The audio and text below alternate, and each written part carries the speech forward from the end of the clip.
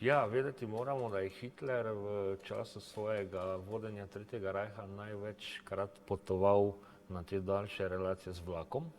Potem zelo rad je imel tudi letala, kjer se je pojavil kot mesija z neba. In seveda avtomobile. Avtomobilsko industrijo je sam forsiral in ta del od Špilja, se pravi Šentilja do sem, so se pripeljali z avtomobili. In če pogledamo nekako časovnico, obisk je trajal od nekako 9:30 ure naprej, ob 12. uri je pa že uradno dokumentiran v Gradcu, se pomeni glede na takratne poti, cestne povezave, je v Mariboru lahko bil največ 1 uro. Ogledal si je pa porušen železniški most, potem današnji Stari most, s katerega so te značilne fotografije, skupina večjih ljudi.